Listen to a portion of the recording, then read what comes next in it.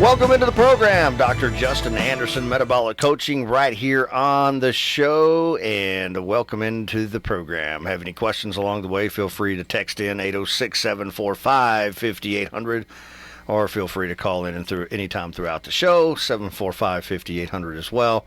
Metabolic-coaching.net, Cut the Killer Carbs. Check it out on Facebook as well. Our direct number to the clinic, 448-0322.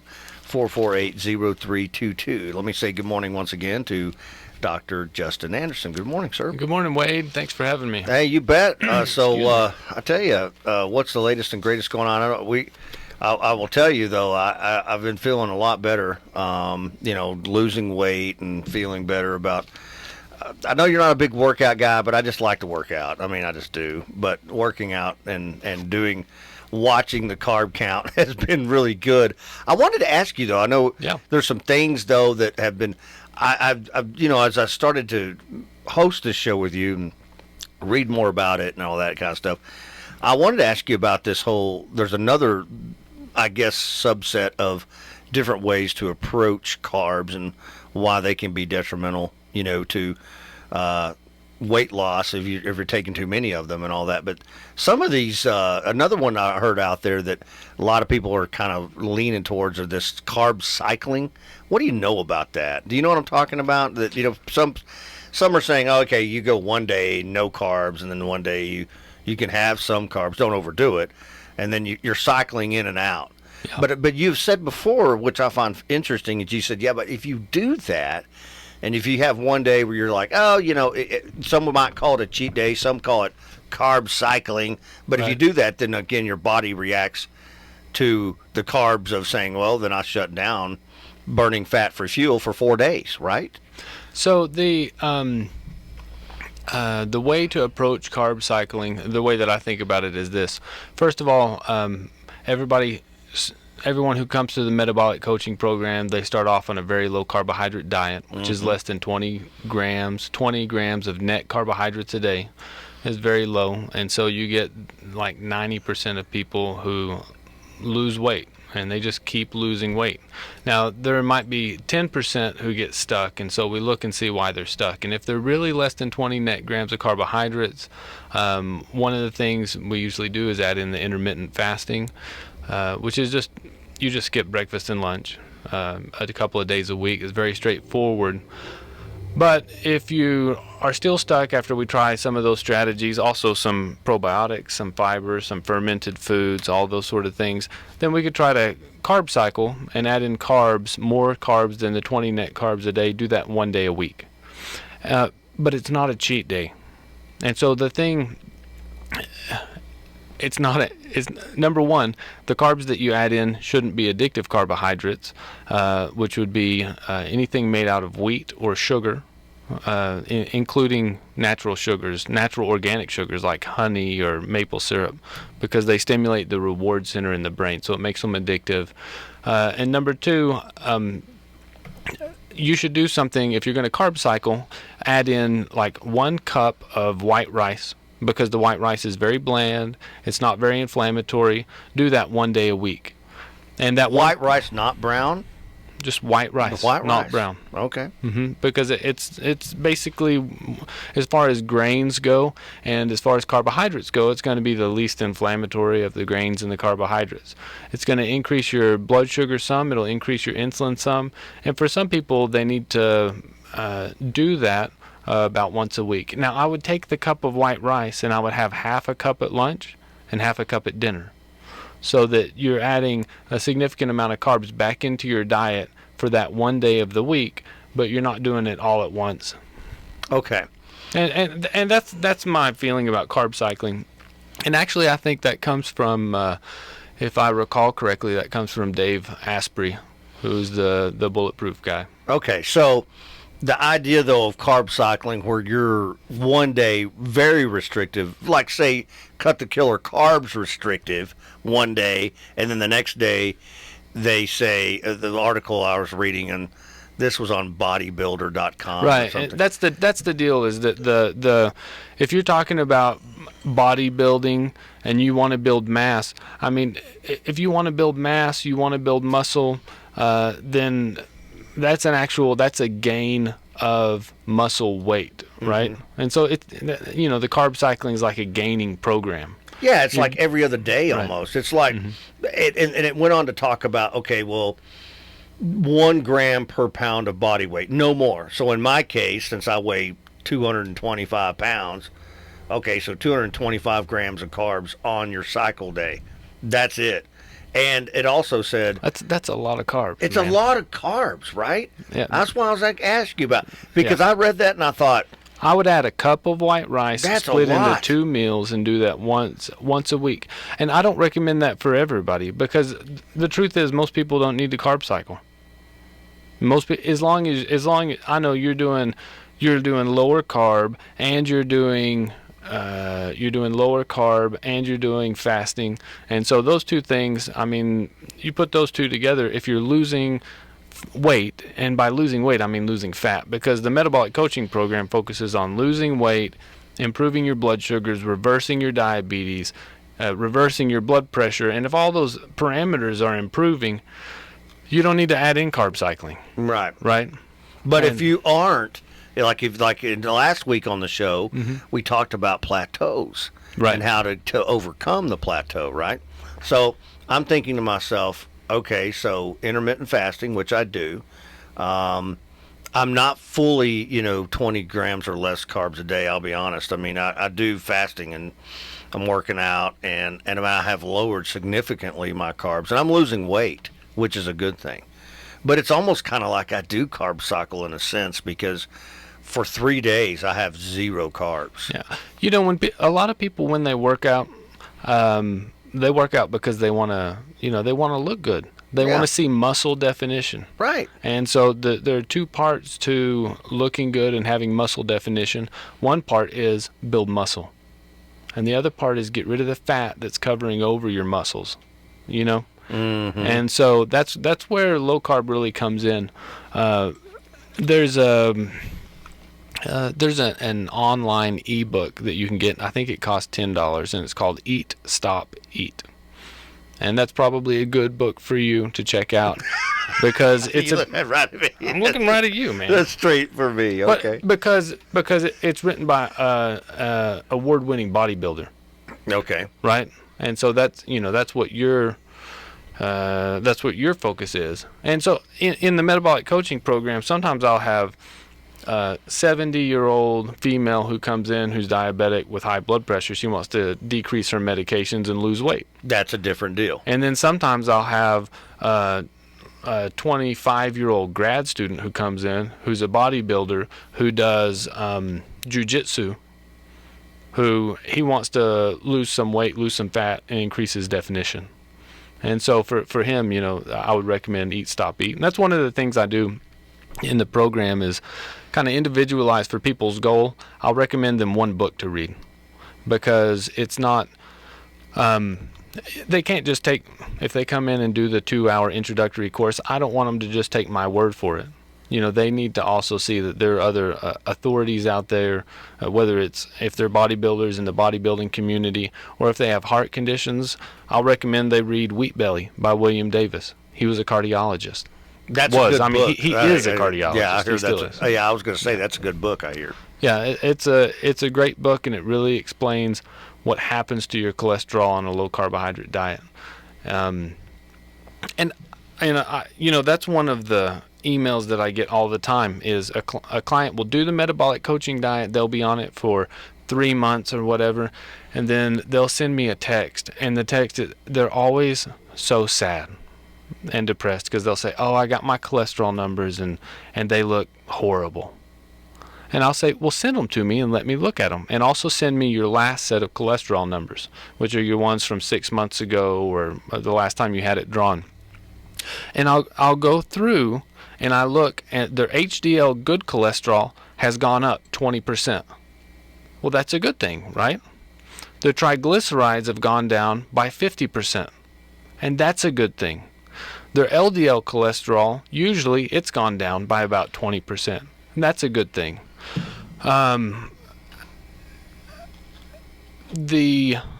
so there are guidelines, and there are guidelines issued by the National Cholesterol Education Program that say if someone's cholesterol is above this number, then the patient needs a pill. They need a statin. And those guidelines are very straightforward.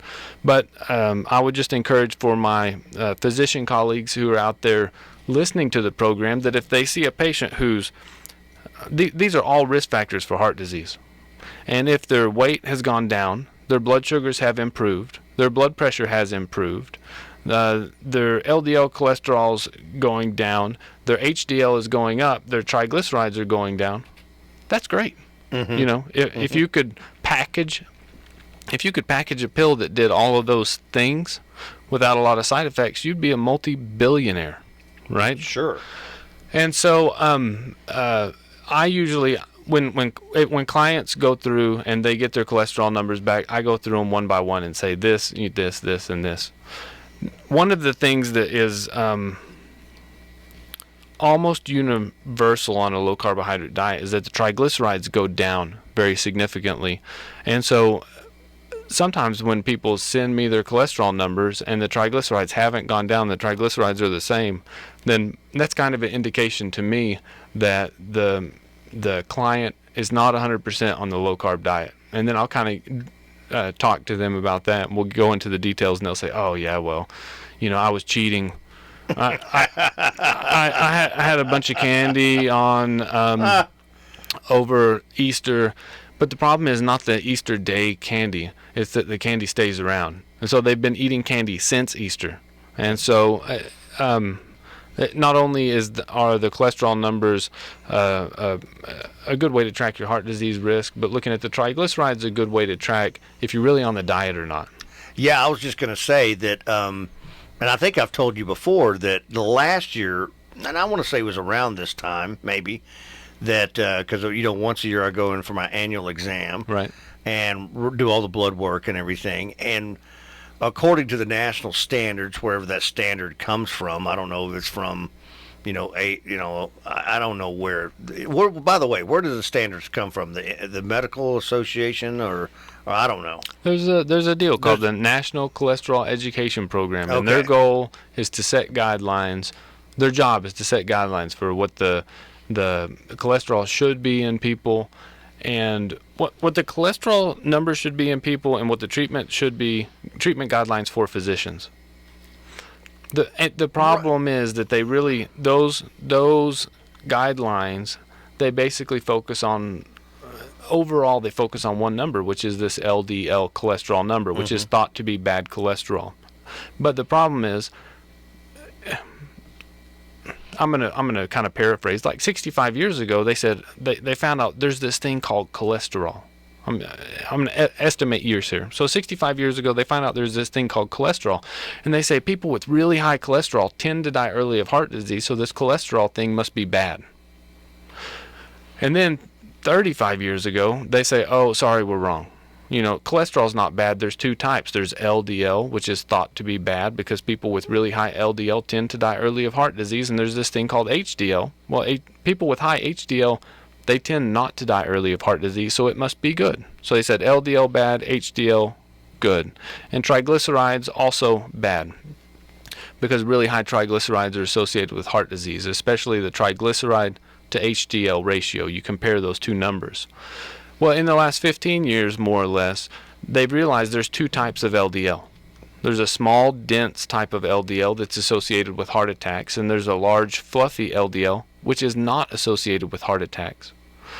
But so there's a good kind of bad cholesterol, and there's a bad kind of bad cholesterol, the LDL.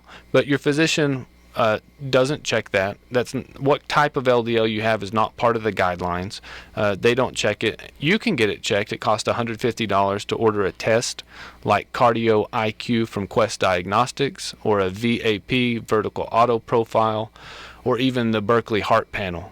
And so you can get it tested to know if your LDL is the bad kind of LDL or the good kind of LDL. But the guidelines, they just say LDL this number. They don't break it up into bad or good. And anytime you're doing paint by numbers medicine, which is just, a little graph that says, if this number, do this. Right. If this number, do this, then you fail to take into account the entire picture of the patient. Because if you have a patient who's losing weight with better blood sugar, they're getting off their diabetes medications, their triglycerides are going down, their HDL, good cholesterol is going up, all those sort of things, then at that point, it's not as simple as one number equals one treatment. At that point, it is, you have to look at the whole patient. And there's some cardiologists in town who do a very good job of doing that. Well, and that leads me back to my situation where that test I took this time last year showed a 331 on triglycerides, 331. But yet HDL, LDL was in normal ranges according to whatever. There are some doctors who... What does that mean? I mean, you know what I'm saying? I mean, in other words... Well, there's some doctors who say the most important predictor of heart disease is the triglyceride to HDL ratio. Okay. So the higher your triglycerides are, the worse it is. Okay? So if you, let's say you had a normal HDL, let's just ballpark a number of 50. Yeah. Okay, so 300 to 50, your ratio is going to be about 6 to 1. Okay? Now, on the other hand, my triglycerides are 50 and my HDL is 70. And so actually my HDL is 77. You want your triglyceride to HDL ratio to be, I believe, less than 2 or less is healthy, and yours is 6. So that's not great for heart disease risk. And mine, since my HDL good cholesterol is actually higher than my triglycerides, then that means that my ratio is below 1. So that's what you're looking for. You want to shrink that. And I mentioned in a previous show, what increases your triglycerides? Number 1, carbohydrates. When you eat any form of carbohydrates, your body packages those carbohydrates into VLDL particles which contain the triglycerides, and that's why your triglycerides go up. Okay. Number 2, alcohol. The only thing your body can do with alcohol is package it into triglycerides. That's done in your liver. And number 3, the sugars. Sugars, whether it's table sugar, high fructose corn syrup, your body packages those into triglycerides also. And I've had people, I had a man, this was just about 3 weeks ago, who came to the follow-up, and he said, my whole life my triglycerides have been high. And he said, this is the first time they've ever been in the normal range. And normal on triglycerides is usually less than 200 or less than 150, depending on the lab. And I said, well, how high were they? And he said, 1,000. They've always been 1,000, and this is the first time they've been in that kind of 100 range. And so, wow, 1,000. A low carbohydrate diet works to lower those triglycerides because you stop packaging the sugar and the carbohydrates that you eat into triglycerides for storage. So we can get yours down. Oh, no, I think if I took a test right now, it would be down. What, you said last year you did it? Yeah, I did it last year. When's your next physical coming up? I don't know. Probably getting close because I do it once a year. But I guarantee you, if I just have a feeling, because I've been doing this now, I'm in my 5th week, and I've lost 10 pounds, roughly. And I'm thinking, I bet you it'd be night and day differences now, even over 5 weeks, I would think. I don't know, but I'm just saying. Yeah, it would. So, another thing that happens sometimes is that people will get their cholesterol checked early. So you're kind of, 5 to 6 weeks. And I consider that to be early.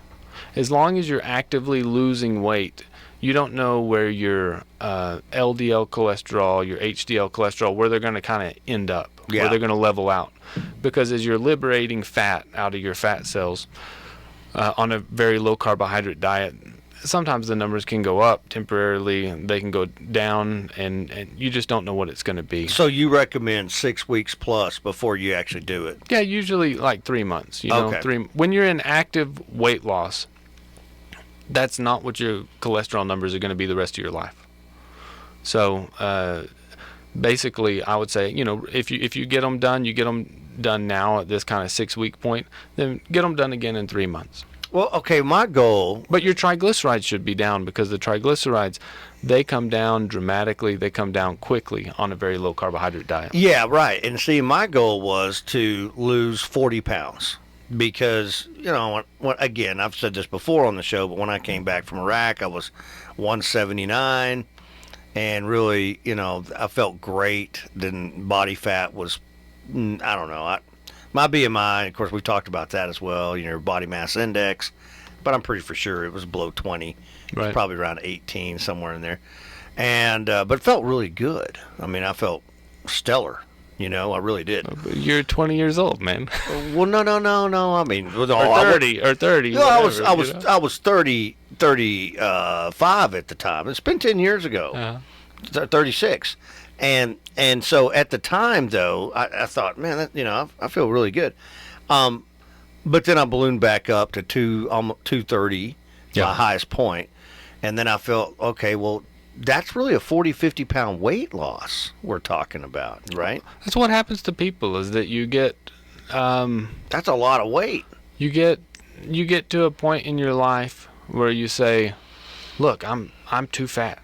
I'll tell you what happened to me. The whole reason I got involved with this diet thing at all was that my wife was kicking me out of bed every single night because I was snoring so loud she couldn't sleep.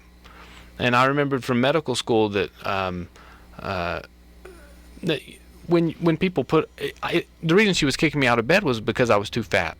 And when you put on weight, you put on fat. Not only do you put it on in the belly or the arms or your rear end, but you also put on fat around your airway.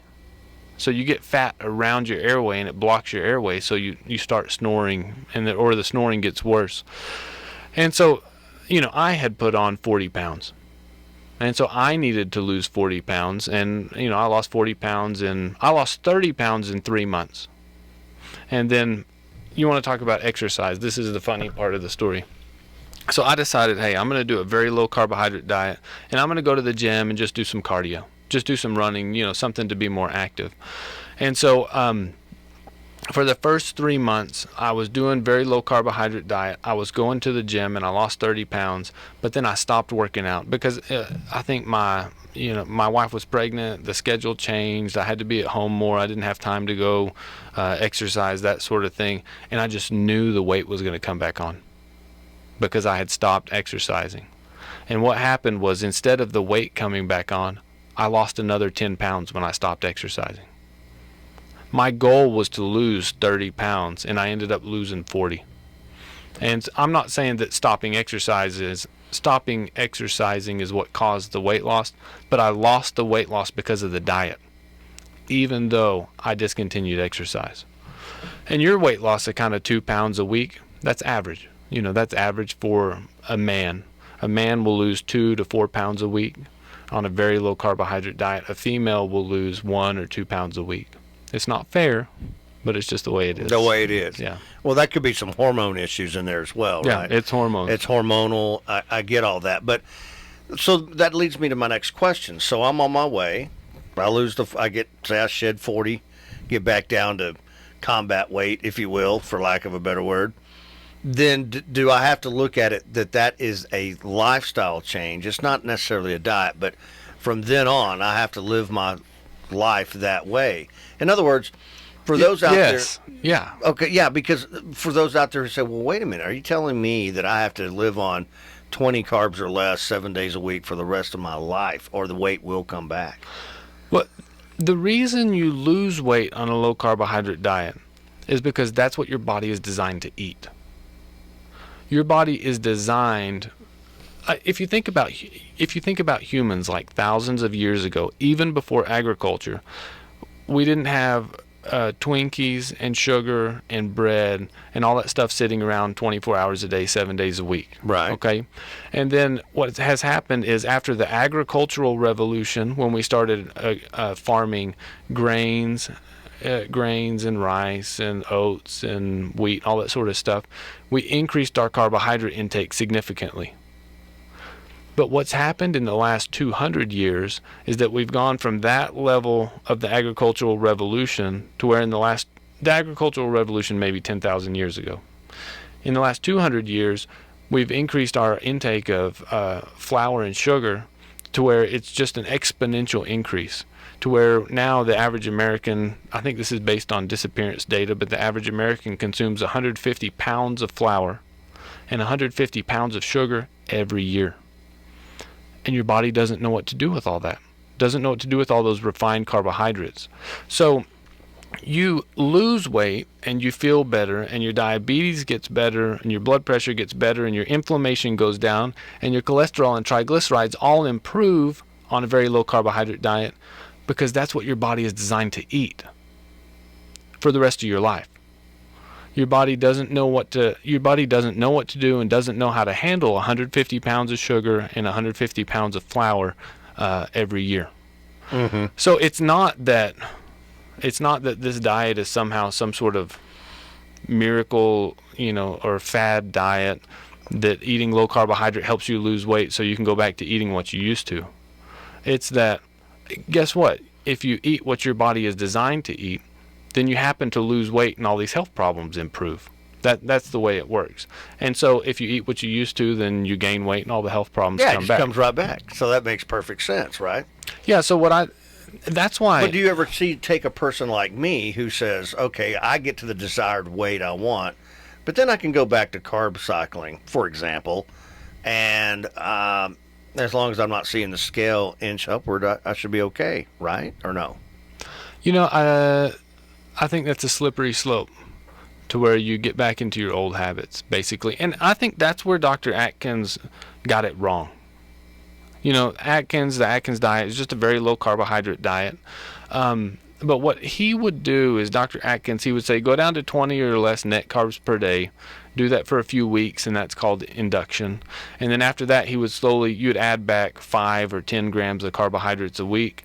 And he would encourage you not to add junk carbs like sugars, breads. Well, but he would say, if you're going to have breads, then have whole wheat breads. And I think adding back some of the addictive things like breads are a bad idea, because people they'll go to Logan's Roadhouse and they'll eat a whole basket of rolls or whatever. Yeah, right? They bring before dinner. I mean, I always push back on those.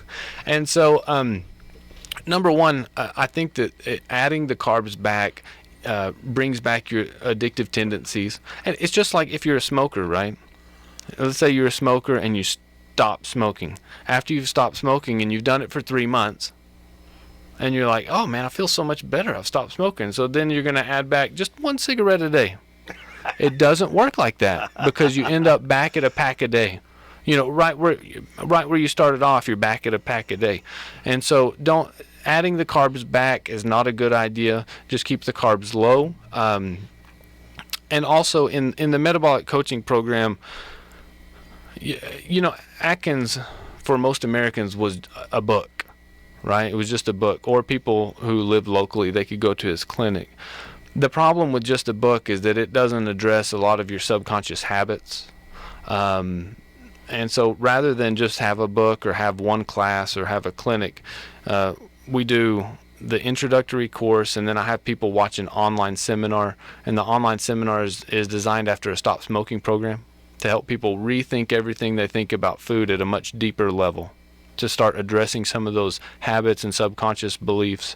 And I send them home with a CD that's a meditation CD, or it's online, either one. And they're subconscious reprogramming audio tracks that help to recruit your subconscious and erase some of your old bad programs that are in your brain, like bread is good, mama gave me ice cream and mama loved me. If I was a good boy at the doctor, I got candy. All those things are in there to kind of tell your subconscious those were good beliefs for then, but you can let them go and replace them with healthier beliefs. And then we do follow-ups every week. And we're actually doing a follow-ups Wednesday and Friday now. So we kind of split the group. But the whole point is that rather than just be a one-off book or a one-off visit to a doctor, it's this a whole bunch of tools put together to help you make a long-term change. Mm-hmm. Yeah.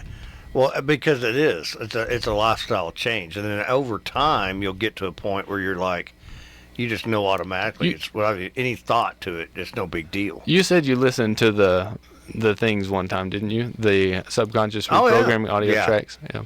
I got a kick out of them, actually. Listening to you. a lady who comes to the follow-ups, and actually it was Debbie who we interviewed on the show. Right, yeah. And Debbie, she listens to them every night, and she says, well, every time I come to a follow-up meeting, I just get so sleepy when I hear your voice. Yeah, well, I found them very interesting, to say the least.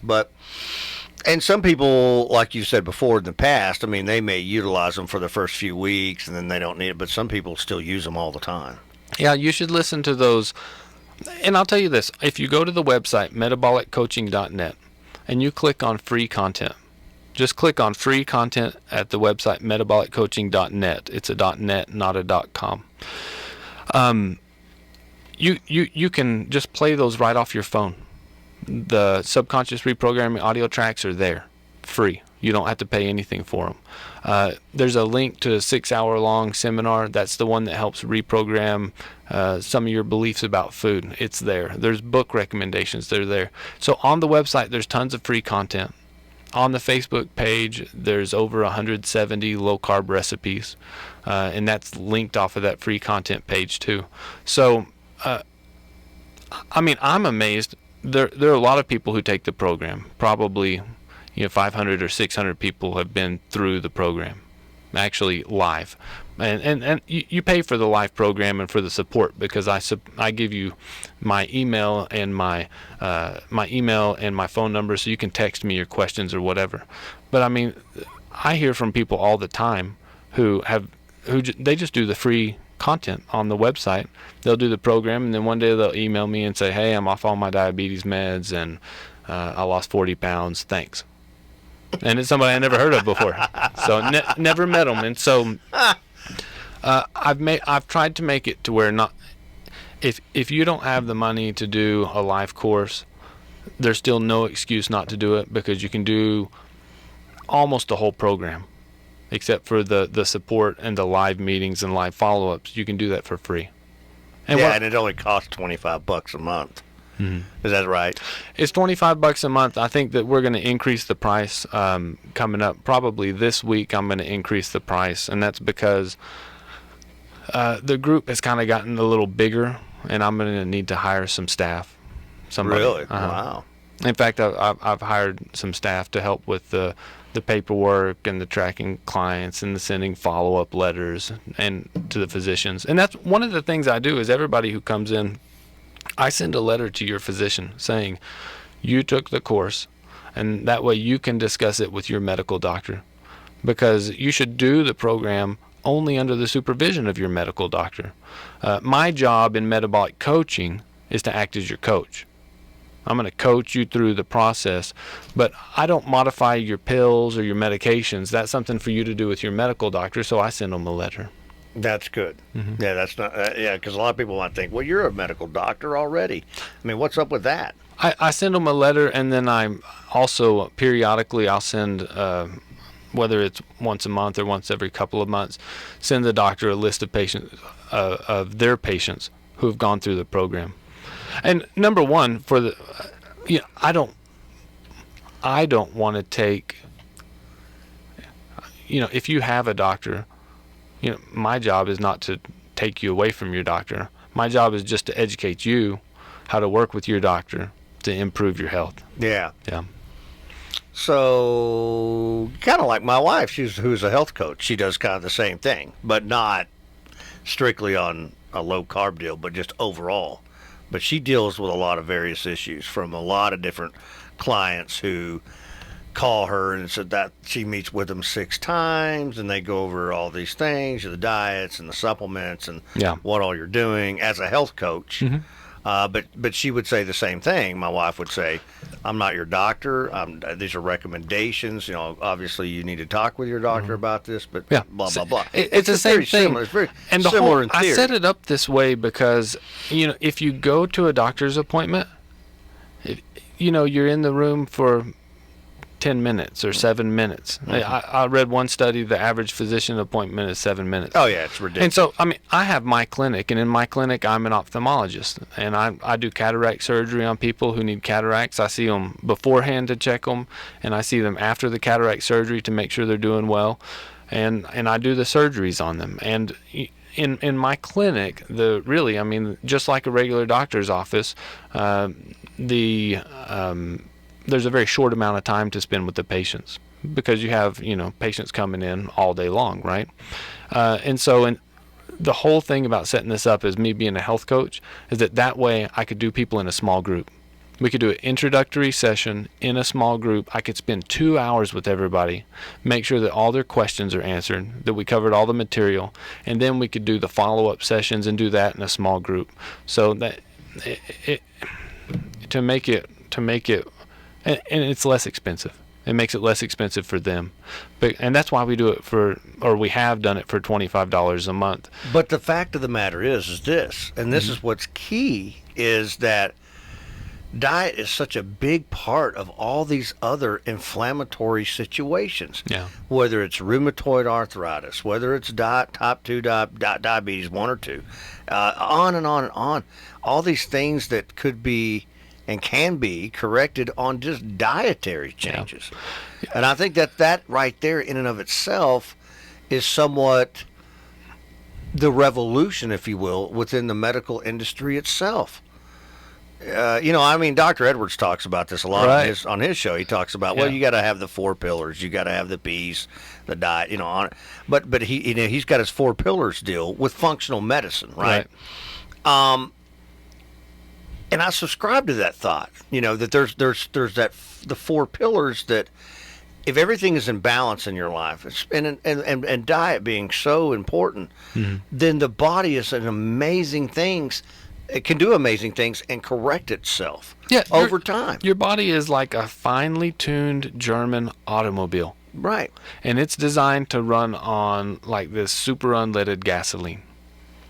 And when you eat all the sugar and the carbohydrates and the grains, and you're putting on average 150 pounds of sugar and 150 pounds of flour in your gas tank, it's like you're putting diesel in a car, in a finely tuned German automobile that's designed to run on super unleaded gas. And when you put diesel in a gas car, it doesn't work. It gums it up. It doesn't work. It breaks down. Right. Yeah. It gums up the work, so your body starts to break down over time. And another thing that happens, I think, with a lot of people that are out there and their internet, the internet's a wonderful tool. Don't get me wrong. Right. I like to get on the internet and read. That's how I read about carb cycling since our last show, because I thought I was online and I was reading this stuff and I thought, man, I'm going to ask Dr. Anderson about this next week, bombshell stuff. But anyway, but again, people who get off in the ditch, and I've said this a million times, I'll say it a million times again. You didn't get into that ditch overnight. It's not. You're not going to get out of the ditch overnight either. I think we are pre-programmed as society, as an American, if you will, or just human beings, that, well, by golly, I'm a wreck now after 20, 30 years of living bad and eating too many sweets and too many grains and too much of this, and then I'll just stop and then I'll be fine tomorrow. No. Yeah. It takes a while, right? This is an email that I just got from a client. What I do, I check in with everybody. If I don't hear from the clients, I check in with everybody once a month, and I say, well, this is your 1 month check-in. How are things doing? Do you have any questions? Just to make sure we stay on top of things. And the client emailed in and said, I'm very discouraged. I have not lost a single pound, but I'm tracking the stuff that goes into my mouth. And she says she has a history of thyroid problems, and so she says, I'm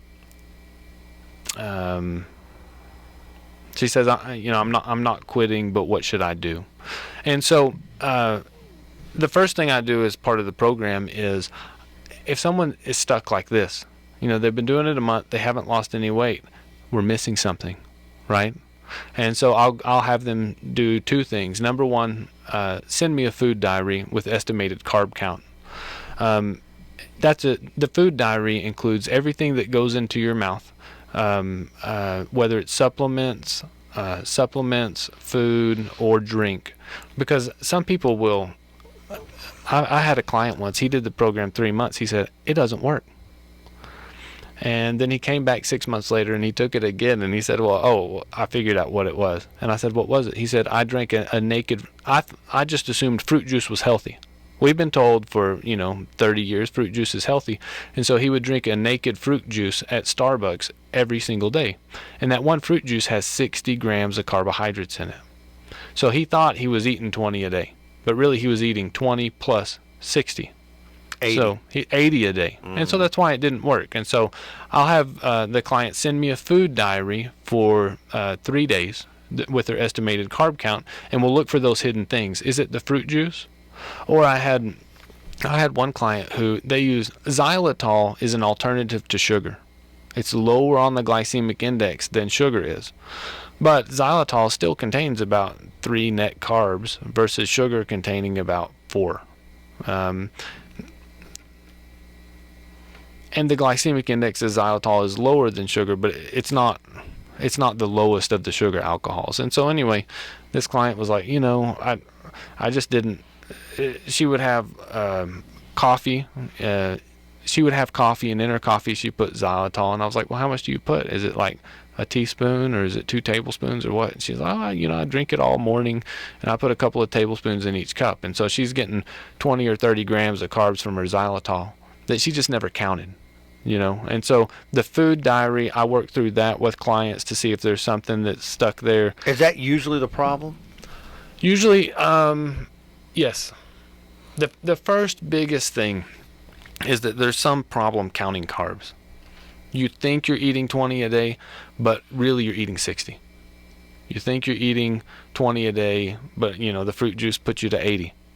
And so that's the most common thing. Another common thing is thyroid function, and I think we might have mentioned this on the weight loss plateaus, is that if someone is stuck or they're not making progress, I'll have them send me their temperature taken under their armpit. That's called axillary temperature taken under their armpit for 3 days. They take it first thing in the morning, right when they get out of bed, before they move around or go to the bathroom. That temperature under the armpit ought to be about 97.6.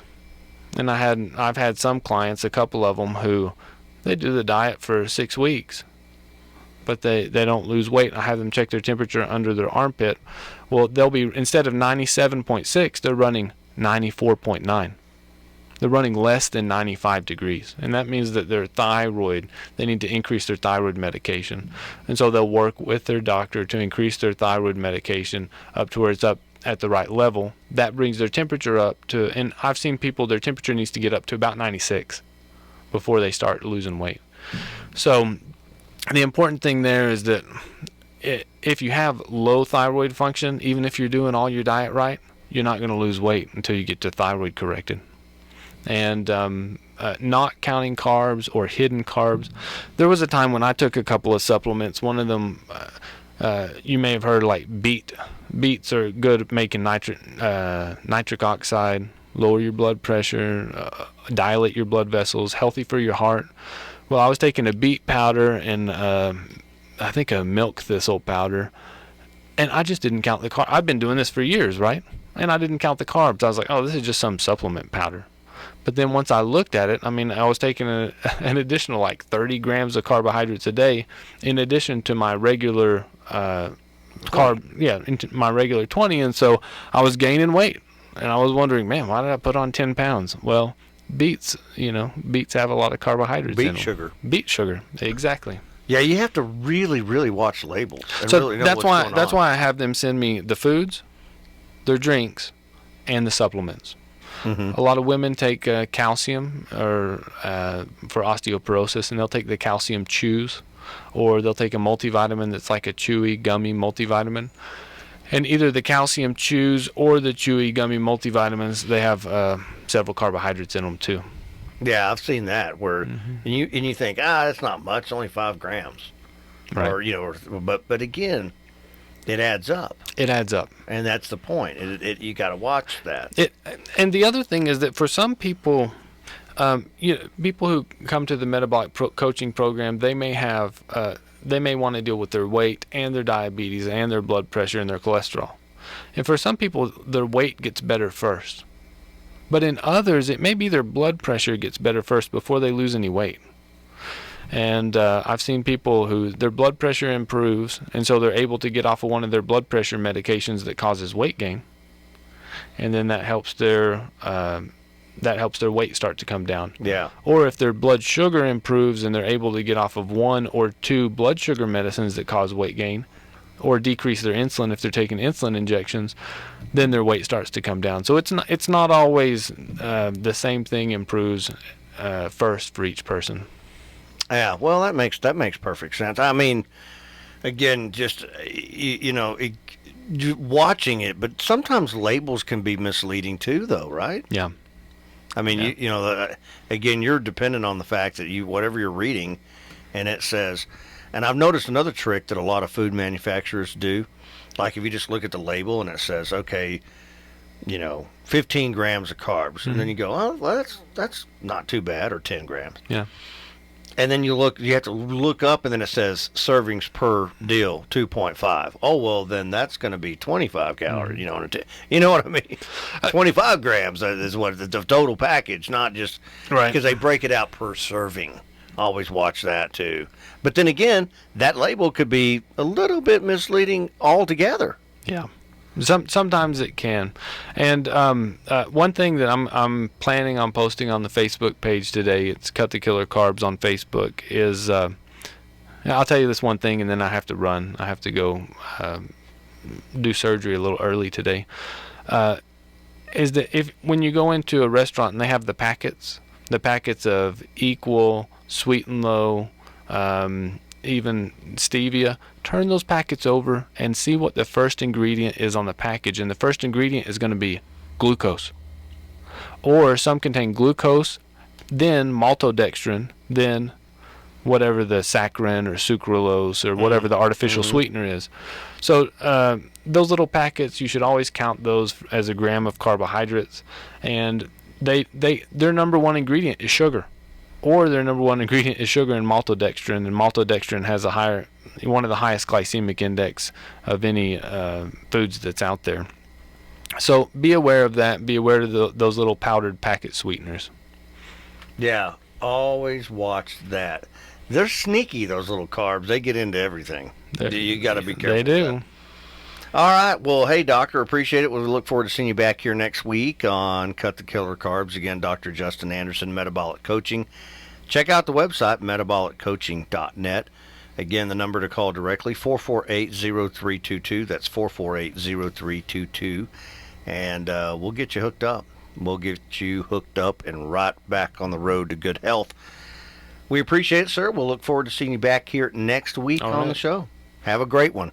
Yeah, thank you, Wade. You have a great one, too. All right. Stick around. We'll be back with more.